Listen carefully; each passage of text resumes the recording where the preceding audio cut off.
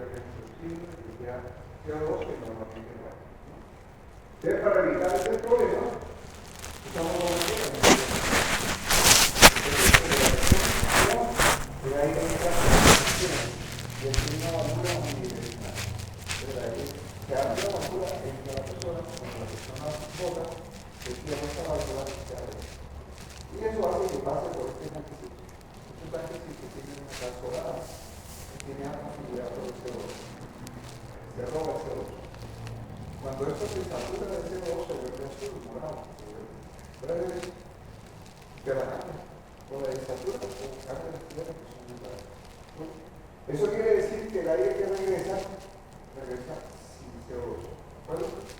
Entonces sigue siendo, ok, oxígeno, nitrógeno, más nada. ¿De acuerdo? Entonces, ¿por qué se va a hacer el campo? Porque este combustible produce CO2 y lo que consumiera el oxígeno fue igual al CO2 y no hubiera trampa. ¿Qué le pasaría a la nada, se mantiene en el mismo nivel. El equipo con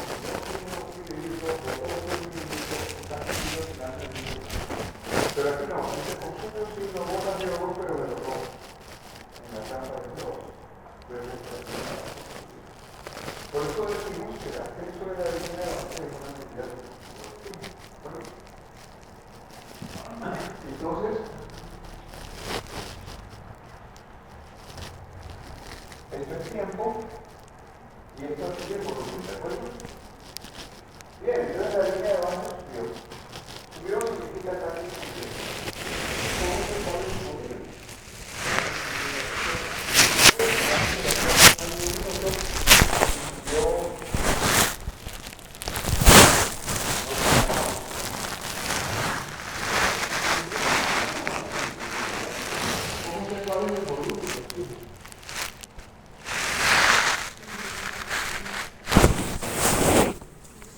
Del cilindro, el volumen de un cilindro es pi r2 por h. Y multiplicado por el radio al cuadrado, eso depende de la medida del tamaño. ¿Y h cuál es? Es la altura, son lo que usted tiene ahí, son los kilómetros.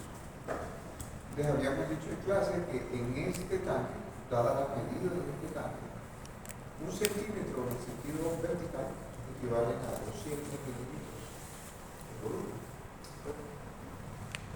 Ok, entonces digamos que subió 2 centímetros, entonces la persona usted diría consumió ¿cuánto? 400 mililitros. ¿En cuánto tiempo? Bueno, lo que usted midió aquí, si midió minutos, pues por minuto, ¿no? Y si midió en 30 segundos, pues tendrá que multiplicarlo por 2, ¿no? Es una regla de 3. Muy bien. El consumo de oxígeno depende de cuántas células están papeándose el oxígeno. Y cuántas células están papeando el oxígeno depende del tamaño del sujeto. Si el man es grandote, tiene un montón de células y consume bastante. ¿Vale? Si la persona es pequeña, consumirá menos. Y por supuesto depende de la tasa metabólica de la persona. Dos personas del mismo tamaño, pero con producción de hormona tiroidea diferente, el que produzca más hormona tiroidea tiene una mayor tasa metabólica, entonces consume más oxígeno. Hay unas conversiones, si no me las recuerdo, de mililitros de oxígeno a calorías. No me acuerdo, si son 100 mililitros de oxígeno equivalen como a 48 kilocalorías. Yo no me acuerdo cuánto es. Está en los libros. Capítulo de metabolismo de fisiología, ahí están esos datos. Y hay relaciones entre frecuencia cardíaca y consumo de oxígeno. Esos son resultados de análisis empírico, de haber vivido mucha gente. Por eso los relojes inteligentes le dicen a usted cuánto ha consumido de calorías en el día, como una aproximación. Porque lo que le han medido son los latidos cardíacos. Y eso lo extrapolan al consumo de oxígeno y eso lo extrapolan a calorías. Pero usted consumió nada. Ok.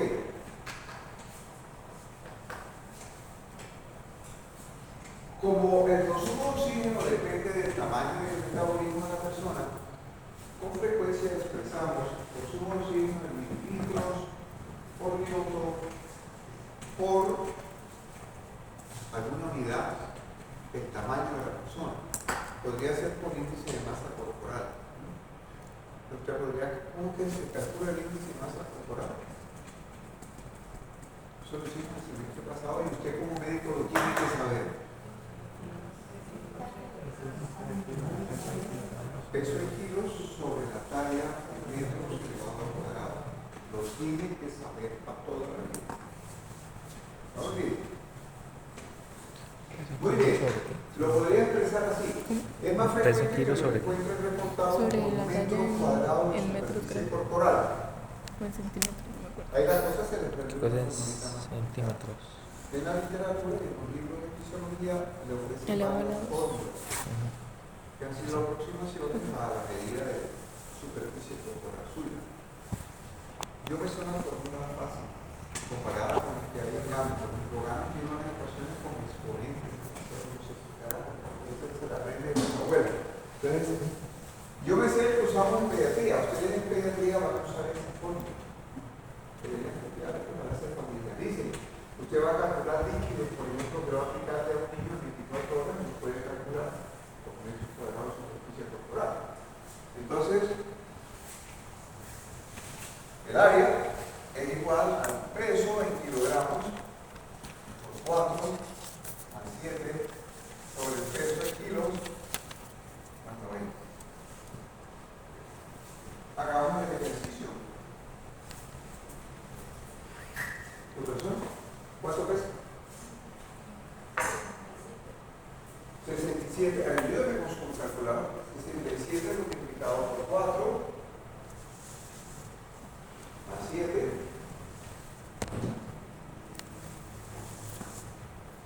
sobre 67 más 90. Debe dar por ahí como 102 metros cuadrados.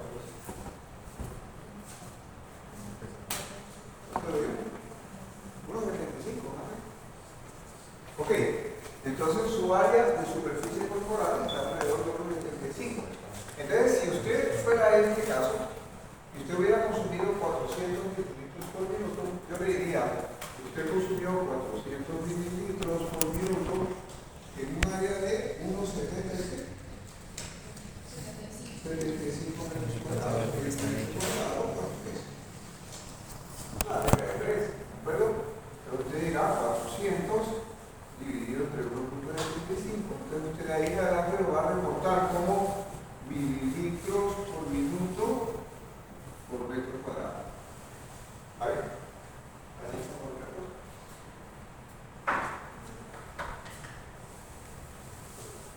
Bien. Entonces pasemos una vez a algunos cuadros por volumen adicional. El volumen que usted está midiendo ahí, lo está midiendo en condiciones ambientes. Como los gases ocupan el volumen dependiendo del recipiente que los contiene. Aquí es muy difícil saber cuál es el volumen del recipiente que lo contiene, porque es un sujeto entero, cada sujeto es distinto. Entonces usted nos convierte a cuál sería el volumen que ocupan esos 400 mililitros en condiciones estándar. Entonces, esto que usted lo midió en condiciones ATPS, usted lo midió en condiciones ambiente.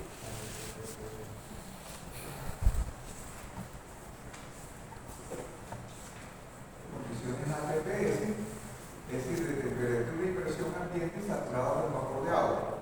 Entonces, la temperatura, voy a intentar, digamos que estamos a 22 grados centígrados. 22.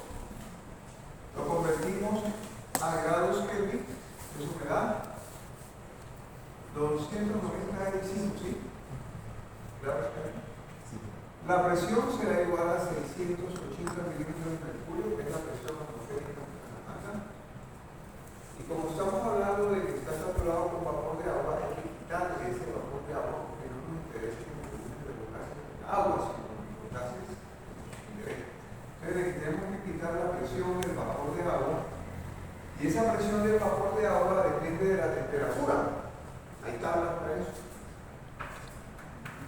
A todos les he contado que yo no necesito la presión del vapor de agua a 37 grados centígrados, que es la temperatura corporal. Esa presión son 47 milímetros. Pero a 22 no me la sé. Entonces los laboratorios de neumología tienen las tablas. Pero como ustedes también tienen las tablas en la mano, porque tienen tablas que tienen celular, me lo van a averiguar. Ya. Presión del vapor de agua a 22 grados centígrados de la aire.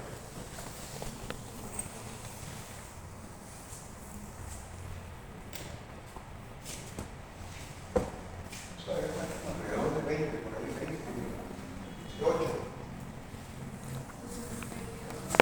22 grados centígrados.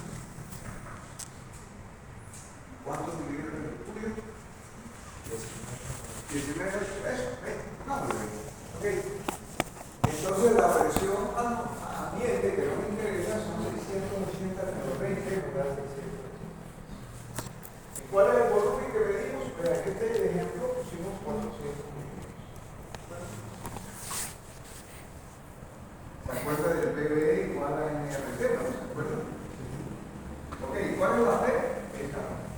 NRT, es impresión ambiente, volumen ambiente, dividido por la temperatura ambiente, multiplicado por R, nos da un número de moles. ¿Sí? Eso me interesa llevarlo, el mismo número de moles, a una presión estándar, a un volumen estándar y una temperatura estándar. La misma R que la R que trabajamos. ¿Bueno? Entonces lo que vamos a averiguar, ¿qué es? Lo que vamos a averiguar es este volumen. Vamos a averiguar el volumen en condiciones estándar, en condiciones STPD. ¿Y cuáles son las condiciones estándar? La presión será 760 milímetros de mercurio. Como es de dry, seco, no le ponemos nada de agua. ¿Cuál es la temperatura? La temperatura son 273 grados Kelvin.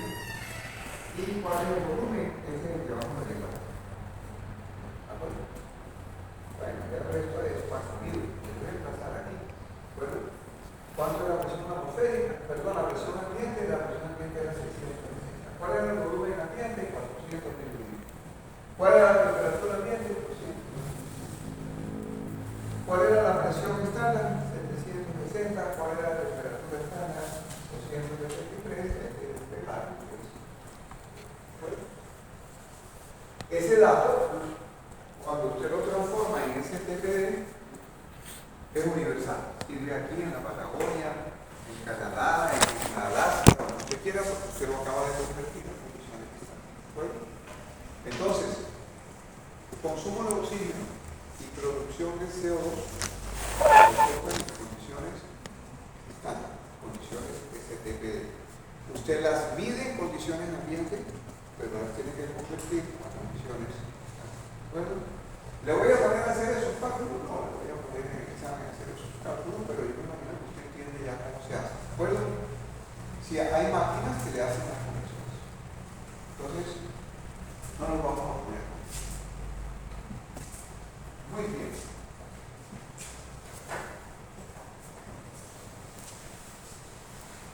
Seguimos con la espirometría entonces. Esta altura de esta onda es lo que usted respira conscientemente, en reposo, sin hacer esfuerzo. Usted inspira y expira, inspira y expira. Esa altura es lo que usted inspiró o expiró en una respiración corriente, por eso se llama volumen corriente. Por supuesto, varía un poco de una respiración a otra, uno no siempre respira lo mismo, pero como una aproximación decimos que está alrededor de 500 milímetros. ¿De acuerdo? En un adulto joven, de 70 kilos, 60 kilos, está alrededor de 500 milímetros. Lo mismo que con el consumo de oxígeno. Este es el volumen que usted midió en condiciones ambiente. ¿A usted le interesa saber ese volumen en el tarro de lata o le interesa qué volumen ocupa eso dentro del tórax del paciente? Le interesa el tórax del paciente. Entonces debería convertirlo a condiciones BTPS. B de body, el cuerpo.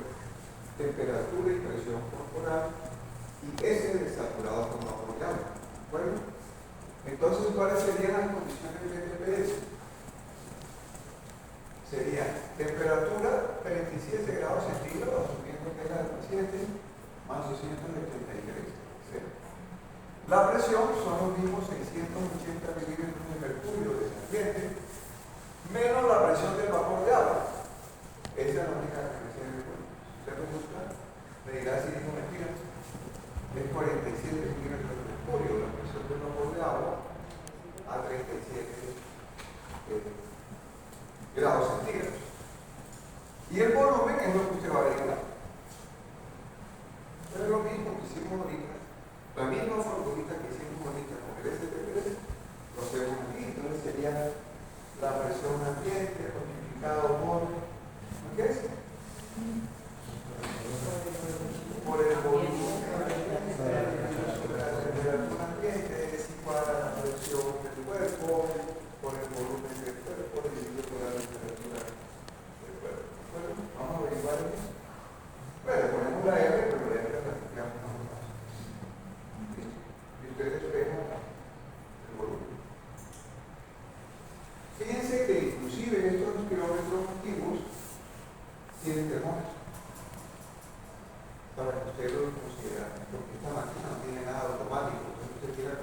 temperatura y mirábamos en la tabla cuál era la presión de vapor de cada ambiente, no sé qué, bla, bla, bla.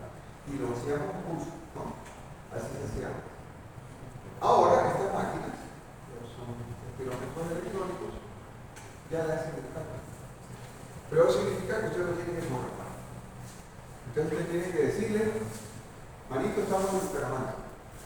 O decirle, Bucaramanga está a 600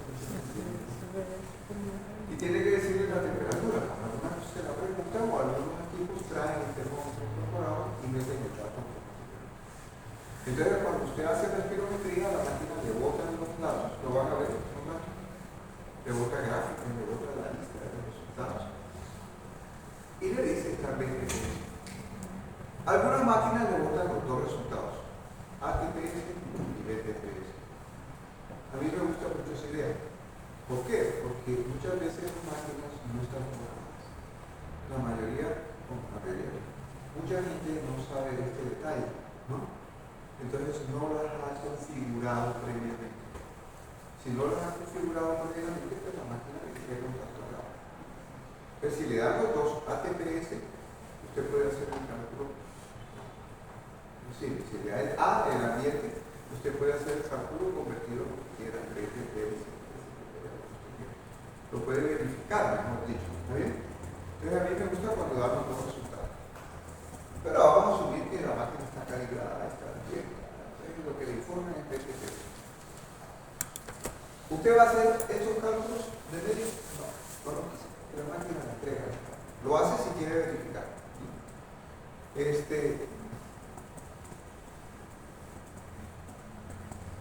Yo he visto más de un médico que dice que esta vaina que es de BTPS y empieza con la duda y le pone el ATPS al lado y se confunde más y no se acuerda que existe esa mezcla.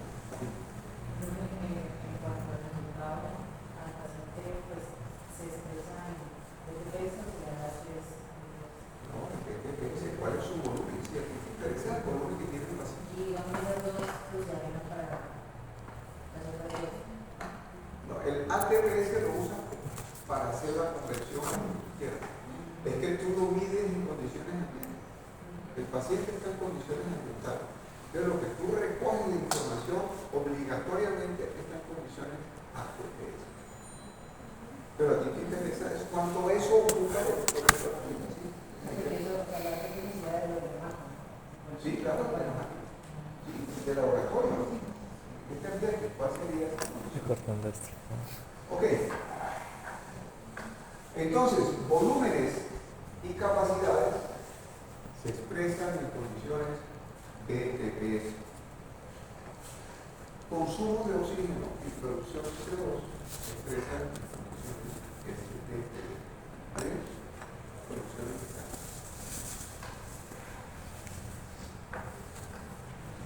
Muy bien, seguimos con la espirometría. Entonces, volumen corriente es eso. No olviden, espirometría mide tres categorías de cosas. La espirometría mide volúmenes, mide capacidades y mide flujos. No olviden. De los volúmenes, por ahora vamos en el volumen corriente. Si usted le dice a la persona que tome más aire, es capaz de meter más aire, entonces se hunde más el tanque. Si se hunde más el tanque, la agua sube. Entonces, si esta vaina se va para arriba, esa cantidad de aire adicional que usted puede meter, adicional al volumen corriente, eso que usted puede meter haciendo un esfuerzo grande, le llamamos el volumen de reserva. Y si usted le dice, bote, manito, todo lo que pueda botar, entonces todo lo que usted pueda botar por debajo del volumen corriente es lo que llamamos volumen de reserva. Entonces esta franja de la mitad es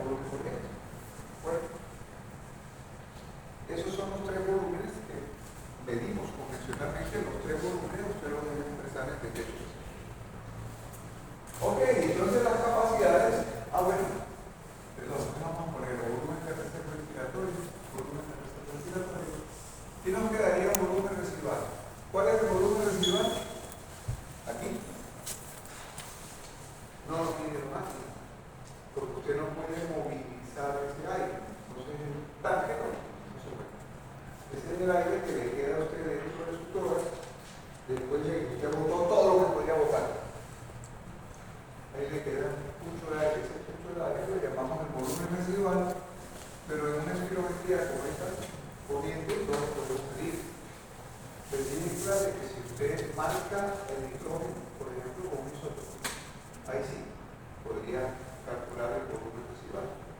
Usted sabe cuál es el volumen inicial, la concentración inicial del isótopo marcado.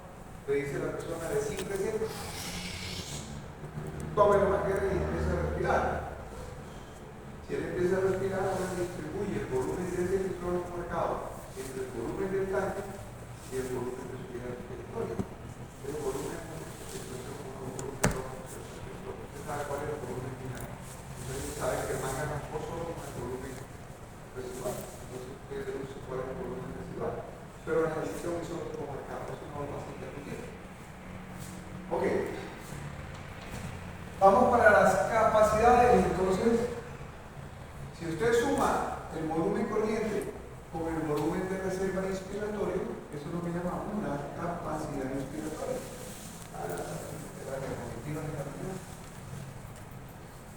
Y si usted suma el volumen de reserva expiratorio con el volumen residual, eso le llaman la capacidad funcional residual.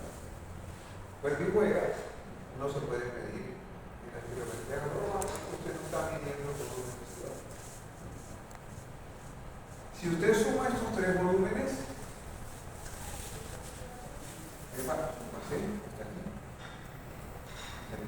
es decir, volumen de reserva inspiratorio, volumen corriente y volumen de reserva expiratorio, lo llamamos. Repito la misma cabeza de siempre. No confunda CB con BC. No digan que fue una tasca en el premio. CB es capacidad vital, BC es volumen corriente. No lo confunda. ¿Está bien? Ok. Entonces, nos queda otra capacidad que es la suma de todos los volúmenes. Es decir, es la suma de la capacidad vital más el volumen residual.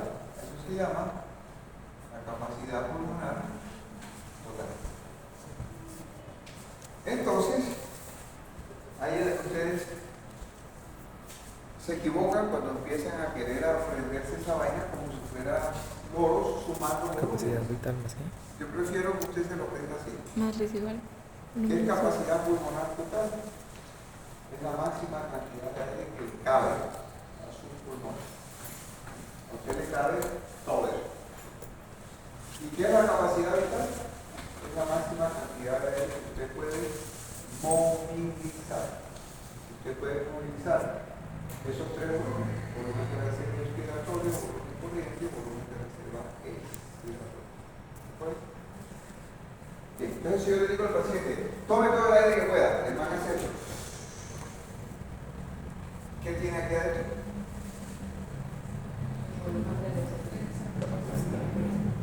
Capacidad vital.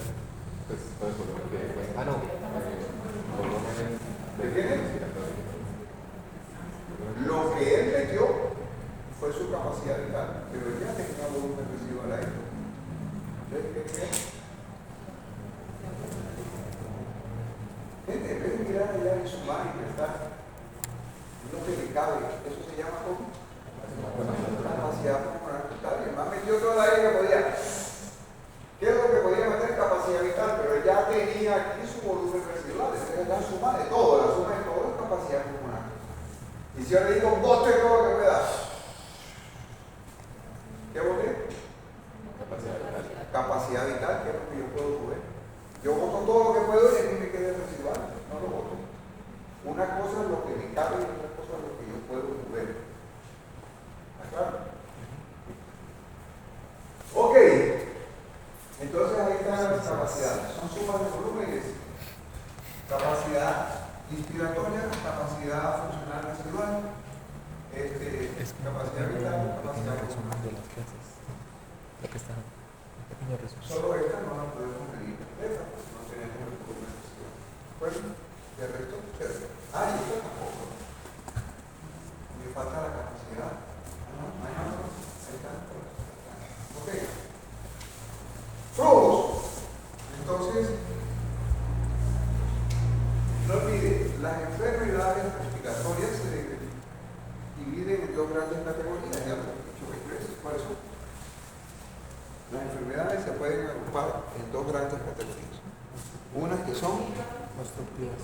Unas que son obstructivas y las otras restrictivas. Las obstructivas se caracterizan por un aumento en la resistencia al paso de aire.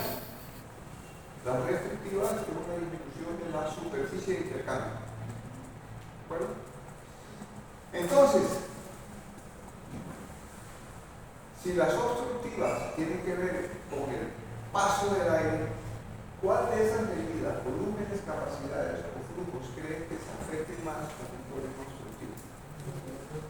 Flujo. ¿Bueno? Capacidades no. Si yo tuviera, digamos, aquí una pepita que me está tapando la tráquea, pero me deja pasar el aire, ¿será que yo puedo llenar los pulmones? Sí, pero me demoro, porque el pulmón sí que está muy bien. Y si voy a botar, pues lo boto todo, pero me demoro. Esta hora estamos haciendo una resistencia mayor. Entonces los flujos son los mejores indicadores de enfermedades obstructivas. Es lo que preparamos más bolas para enfermedades obstructivas. Entonces, claro, hay algunos flujos que no detectan fácilmente la cosa, pero nos sirve para hacer análisis clínicos de otros naturaleza. El primer flujo, no lo olvidamos, es lo que llamamos la ventilación en reposo. También con el puntico de arriba. ¿Cómo le definimos la ventilación de reposo? Se define como la cantidad de aire que yo muevo en minutos. En inspiración o expiración. Es la cantidad de aire movilizada en un minuto. La calculamos como una aproximación multiplicando lo que yo muevo en un volumen corriente, es decir, en una respiración normalita, multiplicado por el número de veces que respiro en un minuto. Porque en últimas es una suma, ¿sí?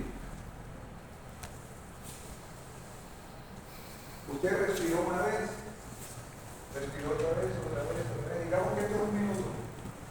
¿Cuánto aire usted movilizó en un minuto? Pues es esto, más esto, más esto, más esto. Es una suma. Pero si cada una de ellas vale lo mismo, es lo mismo que esto multiplicado por el número de veces. Por eso es una multiplicación. Como yo quiero contar después de viejo, descubrí que no lo es verdad. También me enseñaron que la multiplicación era un resumen de la suma. Eso es así. Bueno, entonces la ventilación se calcula de esta manera. Se calcula multiplicando la frecuencia del respiratorio por el volumen corriente. Asumiendo que el volumen corriente es estable. Como aproximación está bien. Entonces, usualmente decimos que una persona respira entre 12 y 18 veces en un minuto. Ahora, 12 es el ejemplo operacional. Y pongamos que usted moviliza 500 mililitros en el volumen corriente. Es decir, su ventilación en reposo da 6 litros por minuto. 12 por 5, ¿sí? Que da 6 litros. ¿De acuerdo?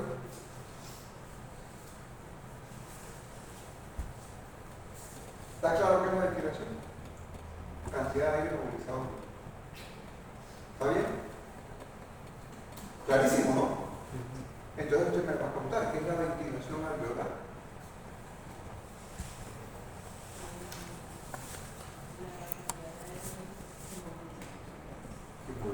Que le llega al alveolar en un tiempo, en un minuto, Ok. ¿Cuánto sería?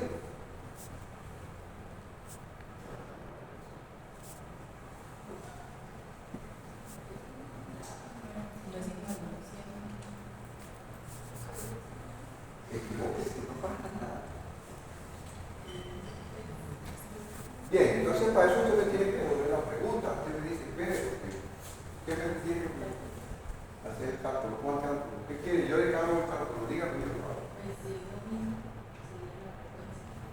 Multiplicado por el volumen que le entra cada vez que respira. ¿Y cuál es el volumen que le llega al alveolo? No, ¿cómo que me ocurrió volumen? Sofía, haga el favor y se pone usted representando. No, mi teoría para mí. Sí. Bueno, entonces,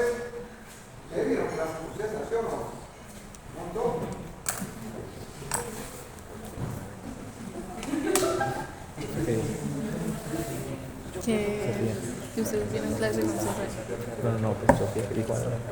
que milímetros de mercurio, No, otra cosa. que no más fisiología para ellos. Ese es el matacho. El matacho así, usted tiene una vía giratoria y tiene el puesto que es donde hay intercambio de ¿de digamos que eso es el alveolo. Entonces cuando usted mete 500 mililitros de volumen corriente, esos 500 mililitros se le distribuyen